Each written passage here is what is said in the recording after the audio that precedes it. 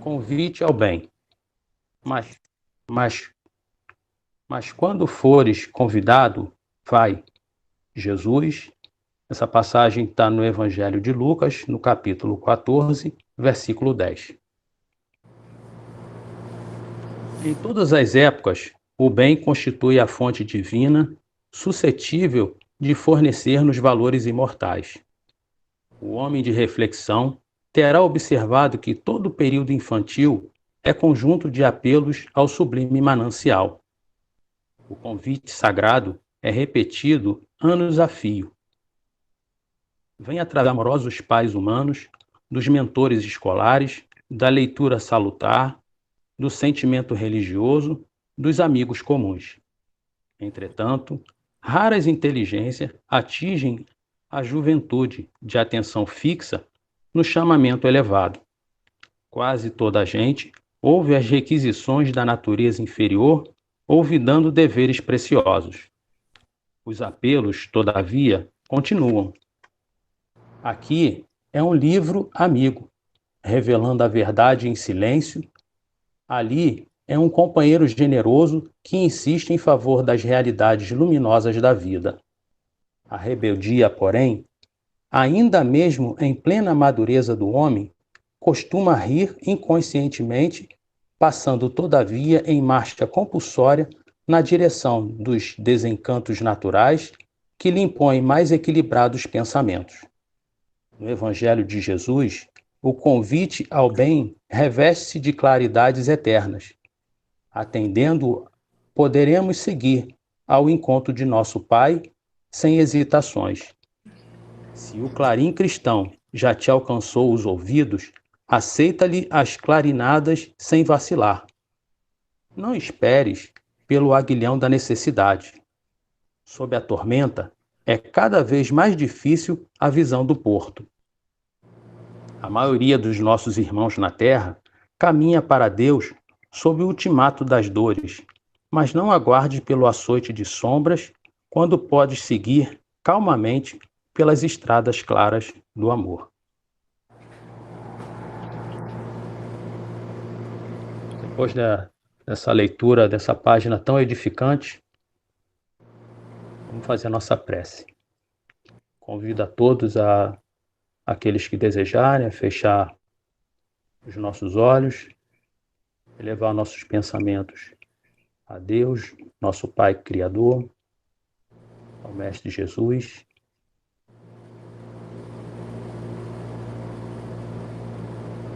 Senhor Jesus, agradecidos estamos por mais essa oportunidade de estarmos reunidos na noite de hoje para essa reunião pública do Centro Espírita Lírio dos Vales. Essa casa que tanto nos acolhe com muito amor, com muito carinho, que tanto nos ajuda na nossa caminhada de espíritos imortais. Somos gratos, Mestre querido, pelos nossos anjos guardiães, que durante toda a semana conversaram insistentemente conosco para fazermos a nossa melhor escolha do dia de hoje, que é estarmos aqui reunidos para ouvir os vossos ensinamentos, que a nossa palestrante da noite de hoje falará aos nossos corações. Pedimos a vós que nos ajude a entendermos, a assimilarmos todos os ensinamentos que a nossa irmã trará na noite de hoje. Que vós nos ajude a permanecermos com os nossos pensamentos voltados para os ensinamentos e deixarmos as nossas tribulações do dia a dia de lado durante o período que estivermos aqui reunidos em seu nome. Que vós possa intuir a nossa palestrante da noite de hoje, que ela possa discorrer o tema da noite de hoje conforme vós nos trouxe através do vosso Evangelho. E assim, Mestre querido, em teu nome, em nome dos espíritos, trabalhadores do Centro Espírita Lírio dos Vales, mas acima de tudo, em nome de Deus, nosso Pai, nós te pedimos a permissão para darmos por iniciado a palestra pública da noite de hoje do Centro Espírita Lírio dos Vales. Que assim seja, graças a Deus, graças a Jesus. O tema da palestra de hoje é o bem incansável e a nossa palestrante é a nossa irmã Carol. Carol, que Deus te ilumine, que você possa falar aos nossos corações e nós possamos entender. Boa noite a todos. Bem-vindos aqui à nossa casa virtual, né? Nosso Centro Espírita Virtual, Lírio dos Vales. E a gente vai falar hoje a respeito desse tema, o bem é incansável, né? A prática do bem. E eu começo aqui a nossa reflexão no Livro dos Espíritos, na pergunta 675, que diz assim para nós: por trabalho só se devem entender as ocupações materiais? E a resposta dos espíritos: não, o espírito trabalha assim como o corpo. Toda ocupação útil é trabalho. Eu escolhi essa pergunta porque eu penso que essa questão, nossa, eu vou avaliar, se pode avaliar sempre por vários ângulos, né? Mas eu escolhi avaliar por essa questão do trabalho. E o trabalho é uma lei, né? Nós vamos encontrar lá no Livro dos Espíritos, estudado nas leis morais. E essa questão, especialmente, está lá dentro desses textos, né? Dentro dessas perguntas que são voltadas para as leis morais, especialmente para a lei do trabalho. Então, o espírito trabalha, assim como o corpo, né? E toda ocupação útil é trabalho. Então, nós temos aqui na Terra, no presente momento, um conceito um pouco limitado do trabalho, muitas vezes como só aquele trabalho que remunera, aquele trabalho que é o emprego, não é? O trabalho que traz para nós o sustento, o pão de cada dia. Mas nós vamos ver aqui que à luz da doutrina espírita e à luz dos espíritos mais evoluídos que nós, né? Esse trabalho não é só o trabalho do corpo, o trabalho do espírito também, porque na verdade nós, espíritos imortais, temos no presente momento um corpo material, né? Estamos numa vida física e numa vida maior, que é a vida do espírito, que é só uma, né? Mas estamos numa das nossas existências físicas. E nessas existências físicas, por conta das necessidades materiais do nosso corpo físico, nós vamos necessitar do trabalho para sobreviver, né? Para nos mantermos, para buscarmos nosso alimento, nossa residência, né? E todas as coisas materiais das quais o nosso corpo necessita. Então, esse conceito de trabalho se dilata. Então, muitas vezes, as pessoas, ao serem perguntadas, você trabalha onde? Ou você trabalha, às vezes as pessoas que não têm um emprego respondem dizendo que não trabalham, né? Mas, na verdade, todos trabalhamos, todos temos a oportunidade de trabalhar, porque nosso espírito não se cansa. Nosso espírito, ele está sempre em atividade, mesmo nos momentos onde nosso corpo físico está dormindo, né? O nosso espírito está liberto, a nossa mente está pensando, nós sentimos e nós pensamos, que é o que faz o nosso corpo físico, né? E lá no livro de Emmanuel, Pensamento e Vida, no capítulo 7, nós vamos encontrar a seguinte afirmação: se nos propomos retratar mentalmente a luz dos planos superiores, é indispensável que a nossa vontade abrace espontaneamente o trabalho por alimento de cada dia. Ou seja, se é nossa vontade estarmos em sintonia com aqueles de nós que já evoluíram, né, os nossos irmãos espirituais maiores, né, estarmos em sintonia com Jesus, que é o nosso mestre e o nosso guia, aqueles que estão já nos mundos mais felizes, no plano espiritual superior, nós precisaremos, para isso, que a nossa vontade, ou seja, que a nossa decisão firme esteja espontaneamente ligada ao trabalho cada dia das nossas vidas, cada dia das nossas existências, né? Se nós formos pensar somente no trabalho material, vamos pensar assim, nos cansa, né? Não precisa descansar. Sim, para o corpo físico precisamos descansar. Vamos encontrar o repouso, né? A necessidade do repouso também estudado lá no Livro dos Espíritos, no mesmo capítulo que fala para nós a respeito da lei do trabalho. E este repouso é tanto quanto a nossa necessidade, ou seja, o limite do trabalho é o limite das forças, né? Então, é o limite das forças. E isso é deixado por conta do nosso livre-arbítrio. Então, cada um vai determinar o tempo, a condição de trabalho físico que pode ou não empreender. Mas isso em relação ao que Emmanuel chama para nós, nesse mesmo capítulo do livro Pensamento e Vida, de trabalho-ação.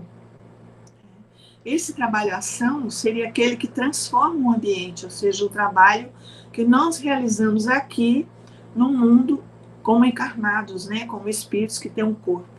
Então, nós construímos civilizações, nós construímos habitações cada vez melhores, nós construímos a nossa ciência, nós construímos a nossa tecnologia, tudo aquilo que nós vemos e que facilita cada vez mais o progresso, né, do ser humano é construído através desse trabalho-ação, que transforma o ambiente, né?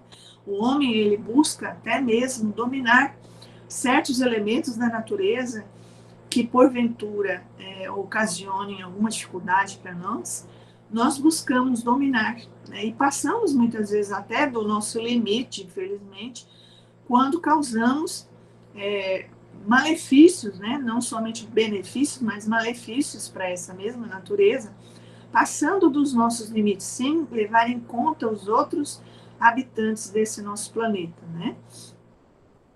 E nós temos aqui também, além desse trabalho-ação, que é quem transforma o ambiente, nós temos o trabalho-serviço, que tem por finalidade, segundo o Emmanuel fala, transformar o homem. Né? Então, esse trabalho, que ele chama de trabalho-serviço, é o trabalho que nos transforma, que faz com que nós consigamos, pouco a pouco, atingir os resultados que nós nos propusemos antes de vir para essa nossa encarnação atual, né? Que é essa transformação moral, esse nosso crescimento intelectual, né? Que precisa ser transformado, ou seja, o trabalho que edifica o espírito em nós, né? É o trabalho que vai edificar principalmente o espírito em nós. Então, além do trabalho, é um outro trecho que ele diz para nós aqui nesse mesmo capítulo, além do trabalho obrigação, que nos remunera de pronto, ou seja, nosso emprego, né, aquele que é legítimo e que vai nos remunerar com um valor que vai sustentar nós, a nossa família, enfim, é necessário nos atenhamos ao prazer de servir.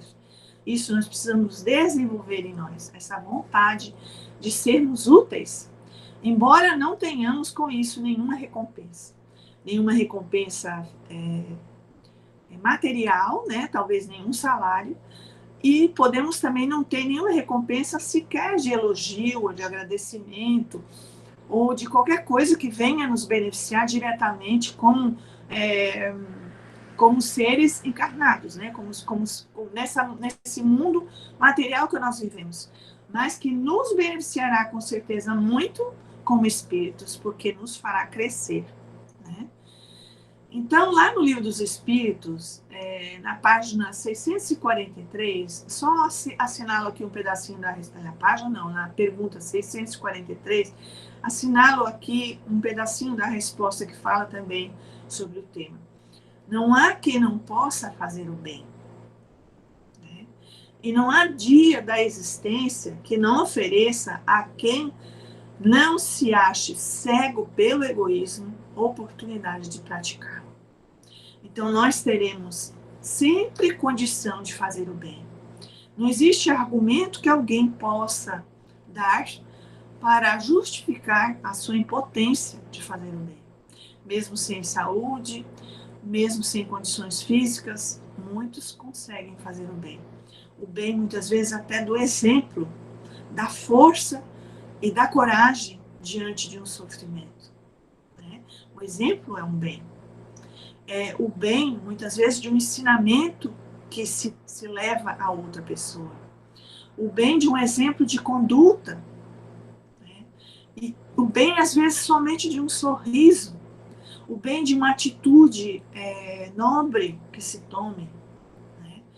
O bem de um pequeno favor que se possa fazer por alguém. Todos temos, como diz aqui o texto, oportunidades que vão se renovarem de fazermos o bem todos os dias da nossa vida. Né? E nós nem sequer precisaremos procurar oportunidades, porque essas oportunidades, elas vão aparecer para nós diariamente. Se nós tivermos os olhos de ver e os ouvidos de ouvir, como falava Jesus, nós vamos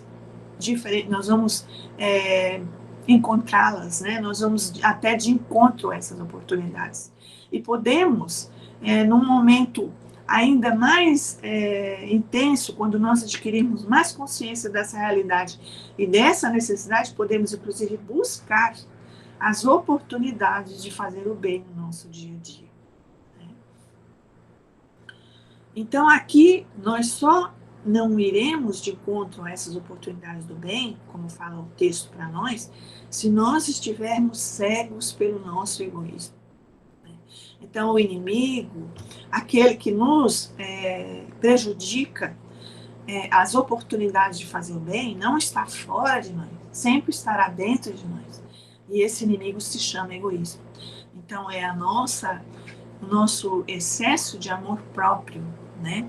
Um amor doentio, aquele apego à nossa personalidade atual, ao nosso ego, né? Como fala a psicologia para nós, e não observando e não prestando atenção aos demais, aqueles que nos cercam e as oportunidades que eles nos trazem de fazer o bem. Né? Até os animais nos trazem a oportunidade de fazer o bem. A natureza nos traz a oportunidade de fazer o bem. Tudo que nos rodeia é a oportunidade de fazer o bem. Oportunidade de praticar o bem. E continuando esse mesmo texto, lá da resposta da pergunta 643 no Livro dos Espíritos. Porque fazer o bem não consiste para o homem apenas em ser caridoso, mas em ser útil, na medida do possível, todas as vezes que o seu concurso venha a ser necessário. Ser útil. Eu lembro aqui dos escoteiros, né, que tem um lema que é o de fazer sempre, todos os dias, algo útil para alguém. Então, essa utilidade, essa vontade de ser útil para alguém, é algo que vem de dentro e é algo que nós precisamos incentivar em nós e precisamos incentivar em todos aqueles que estão sob nossa responsabilidade e sob nossa influência. Esta utilidade. O ser humano, mais do que os animais, ele tem essa necessidade de se sentir útil. Porque a consciência que nós já adquirimos nos cobra. Né? Nos cobra, porque o trabalho é uma lei. E nós sabemos que todas as oportunidades de trabalho que forem desperdiçadas por nós serão cobradas pela nossa consciência. Né? Que vai dizer, você podia e você não fez. E nós vamos nos sentir, então, não culpados, mas responsáveis pelo bem que deixamos de fazer. Né? Porque nós somos também responsáveis por todo o bem que deixamos de fazer. Quantas coisas boas, se nós começarmos a perceber e observar, acontecem na sequência e depois que algo de bom nós fazemos. Seja somente um cumprimento, um elogio, uma palavra amiga para alguém. Se nós fôssemos observar e seguir as consequências desse bem, nós veríamos como ele foi importante. Né? Até alguns filmes, né, e até propaganda eu já vi falando desse respeito, de como uma pequena gentileza pode influenciar várias e várias pessoas a fazerem novas gentilezas, e isso vai em cadeia, fazendo com que se gere um bem muito maior para a sociedade e, consequentemente, um bem-estar para todos nós, que vai voltar até para aquele que iniciou esse processo, né? Então, nós precisamos pensar nessas coisas, nesses pequenos detalhes. Não esperar o dia de fazer um grande bem, aquele bem que nós gostaríamos, que nós sonhamos de ter condições de fazer. Vamos nos contentar, pequenos que ainda somos, lembrando que nós não podemos nos deixar levar por esse ego que muitas vezes pelo complexo de superioridade se acha assim muito mais do que é, né? Na verdade é isso. E querer somente as coisas grandes para nós. Vamos nos contentar com as coisas pequenas, com as realizações do nosso dia a dia, né? Que podem ser tão pequenas como lavar uma louça, como varrer uma casa, como providenciar um pequeno favor, levar uma água para alguém. São coisas que estão ao alcance de qualquer um de nós, mas que são importantes para o bem dos demais e nosso próprio, para que nós nos sintamos úteis, né, de alguma forma também, até o último dia da nossa existência. Então, o trabalho, levando aqui para uma questão pessoal, propriamente, ele também é útil para os demais, mas ele também pode ser útil para nós próprios. Nós precisamos de um trabalho interno também. Um trabalho que, muitas vezes, mesmo que nós não encontremos ninguém durante um dia, mas ainda assim nós podemos fazer algum trabalho que beneficie a nós próprios. O estudo, o aperfeiçoamento intelectual, né, da criatura, adquirir conhecimentos, ler um livro, isso também é considerado trabalho. Estudar é um trabalho. O trabalho das crianças, o trabalho dos jovens é estudar, é aprender, é se preparar. E isso é importante também, né? O aperfeiçoamento moral é um trabalho grandioso e é dos maiores trabalhos que nós trazemos para fazer na nossa vida, né? Nós trazemos tarefas morais em cada existência, algumas arestas que nós precisaremos aparar, né, nessa vida. Então, todas essas horas que nós empregarmos nesse aperfeiçoamento moral, no estudo, nós vamos fazer com que as nossas horas sejam bem empregadas. Estarão empregadas em serviço edificante, né? Então, nós iremos nos beneficiar e nós iremos também nos qualificar, ou seja, nos tornarmos pessoas melhores, mais puras, mais evoluídas, mais intelectualizadas também, para que nós tenhamos melhores condições de beneficiar as outras pessoas e beneficiar também a comunidade. Então, é a capacitação nossa para empreendermos cada vez mais bem na nossa vida e ao redor de nós, né? Então, para esse aprimoramento moral, a principal ferramenta é o conhecimento da verdade interior ou do autoconhecimento, né? Para que nós não tenhamos dúvida, vamos buscar lá na pergunta 919 do Livro dos Espíritos, qual o meio mais prático, mais eficaz que tem o homem de se melhorar nessa vida e resistir à atração do mal. E a resposta dos Espíritos para nós é: um sábio da antiguidade vô-lo disse, conhece-te a ti mesmo. Então, conhecer-se, autoconhecer-se, é um trabalho de aprimoramento que nós fazemos, nos tornando, nos capacitando cada vez mais para cumprirmos a nossa missão nessa vida, né? E nos tornarmos cada vez mais perfeitos, porque esse é o apelo de Deus para nós.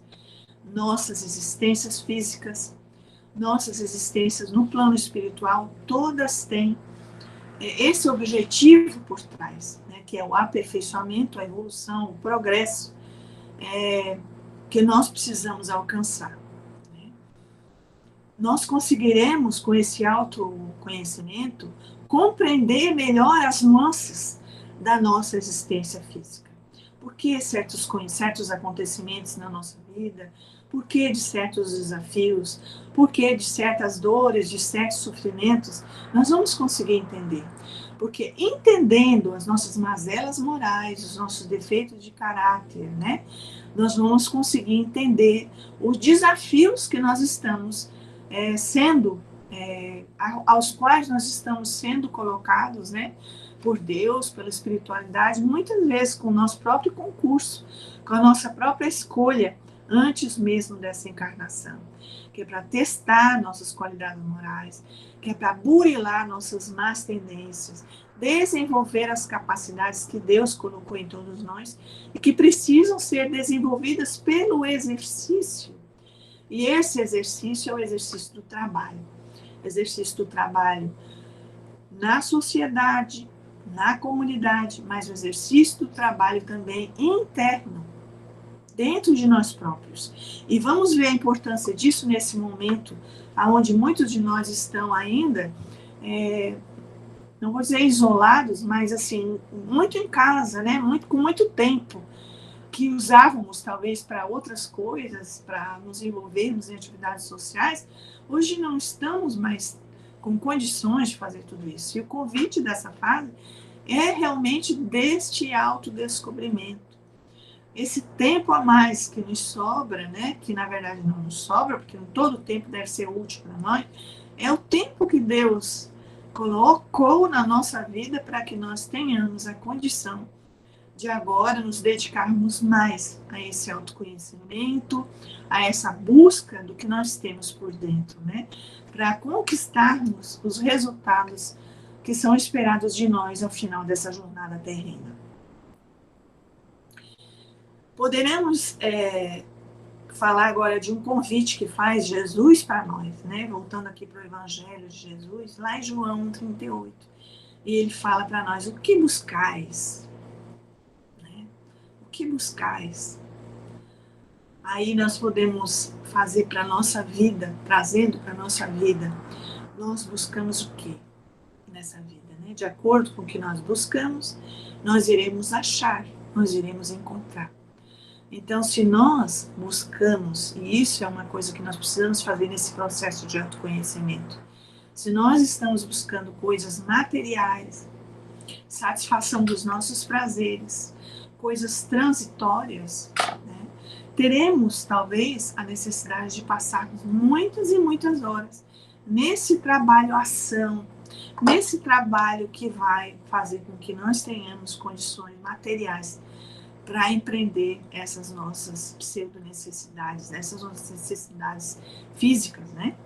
E se nós já entendemos que, na verdade, somos espíritos, que, na verdade, somos um ser que transcende esses anos dessa vida terrena que nós estamos vivendo aqui, nós vamos buscar, então, questões mais perenes, mais permanentes, as questões que interessam realmente ao espírito, porque são questões da eternidade, né? Então nós buscamos o que é transitório, a transitoriedade, ou nós buscamos a eternidade e a perenidade para nós.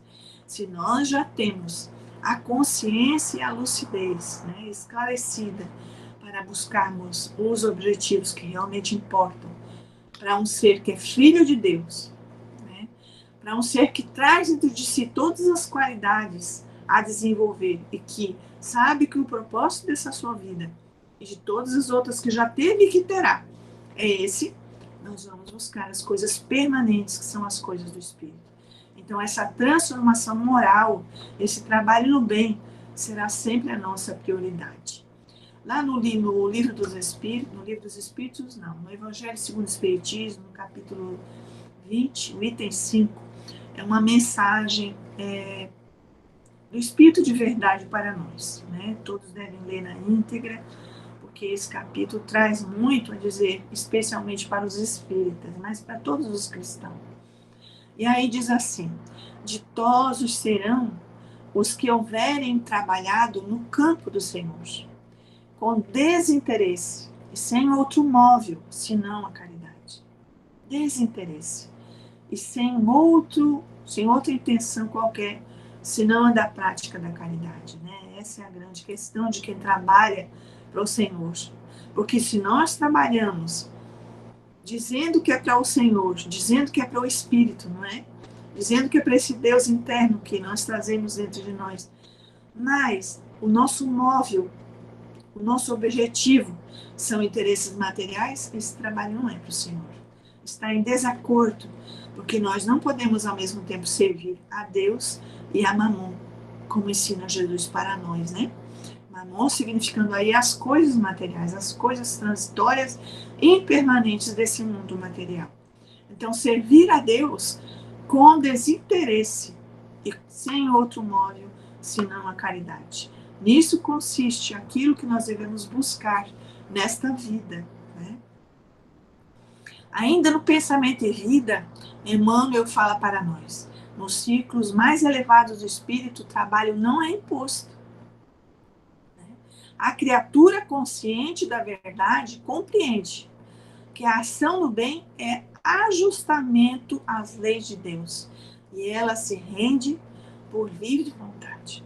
Então, quando nós vamos crescendo, evoluindo, nos tornando espíritos melhores, nós vamos entender que esse trabalho só nos faz bem. Esse trabalho para o Senhor, né, como fala ali na mensagem do Espírito de Verdade, só nos faz bem, só nos eleva, só nos trará felicidade. Né? Seremos cada vez mais felizes quanto mais trabalharmos no bem. É um trabalho que não pesa. Jesus nos falava: meu jugo é suave. Né? Então, ele não pesa para nós. Tudo o que nós fazemos no sentido do bem, do bom, do belo, será agradável para nós. Será algo que vai nos contentar, porque traremos em nós a paz da consciência tranquila todas as noites que nós formos dormir. Então, isso não cansa. Então, o mérito, aí a grande questão que nós vamos ver agora, um detalhezinho sobre isso, é a respeito do que realmente é o mérito, né, nessa hora. Se nós não vamos ganhar um salário, se nós não vamos ganhar um agradecimento, não vamos esperar qualquer recompensa em relação a esse trabalho, mas teremos sim a recompensa. E esse mérito no bem, segundo lá a questão do Livro dos Espíritos, novamente, 646, o mérito do bem está na dificuldade de praticá-lo. Nenhum merecimento há em fazê-lo sem esforço e quando nada custe. Então, qual será o maior trabalho? O melhor trabalho? Aquele que mais será valorizado será o mais difícil. Aquele que nós desempenharmos, embora a nossa dificuldade, embora nós não tenhamos, talvez assim, nenhuma prática em relação àquilo, mas nós vamos nos esforçar. Né? E aquilo que nós conseguirmos, o resultado desse trabalho, valerá para nós muito mais do que aquelas horas e horas e horas que nós passamos muitas vezes fazendo coisas que para nós são mais simples. Então, esse esforço é o que vai definir para nós o valor desse trabalho. Então, Deus é tão justo que Ele permite que nós, que Ele considere esse valor. O mérito do trabalho.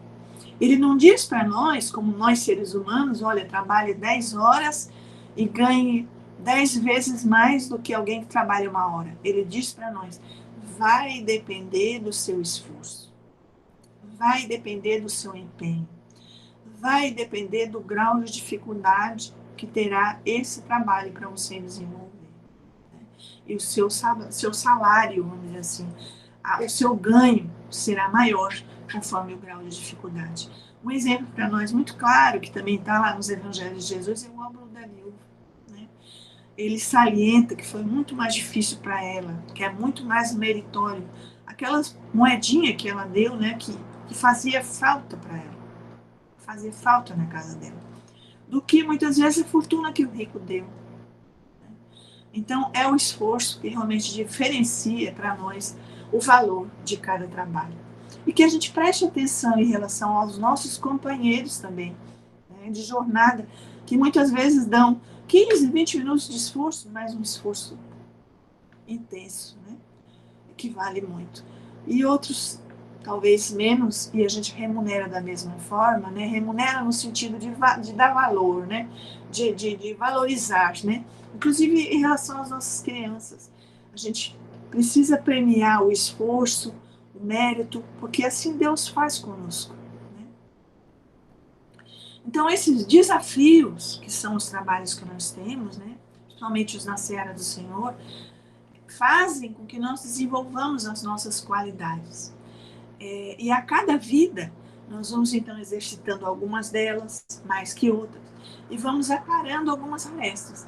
Sabemos que, pela eternidade que nos aguarda, em cada vida vamos poder empreender a melhoria de algumas qualidades, né? Mas temos que ter paciência conosco de saber que esse é o processo natural. Deus não espera progressos, saltos quânticos, né, na nossa evolução. Deus espera o que nós temos condição de fazer, com esforço, né? Com esforço, sem a preguiça, sem o descaso em relação às coisas e às pessoas, né? Utilizando bem os recursos que são colocados na nossa vida para que a gente possa enfrentar esses desafios. Não deixando nenhum desses recursos de lado, subaproveitado, né? Ou então até desperdiçado, que muitas vezes nós desperdiçamos recursos, desperdiçamos tempo, desperdiçamos dinheiro, até desperdiçamos oportunidade de aprendizado e tudo mais, por conta da falta de prioridade em relação às coisas que são importantes para nós, que são as coisas do Espírito. Nesse caminho, que é o caminho de trabalho, de esforço que nós vamos empreendendo, e é o caminho evolutivo de todos nós, Deus ainda nos auxilia nos corrigindo o nosso rumo, não é? Então, às vezes, a gente está saindo um pouquinho do trilho para lá e vem Deus nos corrigindo com muito amor, com muita sabedoria e com muito amor, através das leis que regem o universo, né? E uma delas é a lei de causa e efeito. Então, muitas vezes, às vezes vem só um aviso, né? Uma oportunidade, enfim. E outras vezes podemos receber uma dor, até como um aviso. A dor é um aviso também para nós. E recebemos muitas dores como avisos. No começo suaves, depois vão se fortificando, porque não entendemos, porque não prestamos atenção e necessitamos, então, de um aviso mais eficaz, mais forte, mais contundente para nós, né? E aí, nós, aos poucos, vamos nos ajustando as questões que são trazidas para a nossa vida, né? E traz para nós, lá em Hebreus, no capítulo 12, versículos 11 a 13, com os quais eu vou encerrar aqui a minha fala, um trecho de Paulo, né, que escreveu essa carta, que eu vou ler para todos nós. Toda correção, que são essas dores, essas dificuldades que traz Deus para nós, nos colocar nesse rumo correto, né? Toda correção com efeito, no momento, não parece um motivo de alegria, mas de tristeza. Depois, no entanto, produz naqueles que assim foram exercitados um fruto de paz e de justiça. Nós vamos entender depois, né? Por isso, reerguei as mãos enfraquecidas, os joelhos trôpegos, endireitai os caminhos para os vossos pés, a fim de que o que é manco não se extravie, mas seja curado. Então vamos nesse exemplo que Paulo traz para nós, porque ele já havia entendido essa mensagem de Deus, né? Essa mensagem de Jesus, de que o trabalho é o caminho da nossa evolução e da nossa perfeição. Quanto a vós, irmãos, não vos canseis de fazer o bem. Segundo Tessalonicenses, capítulo 3, versículo 13.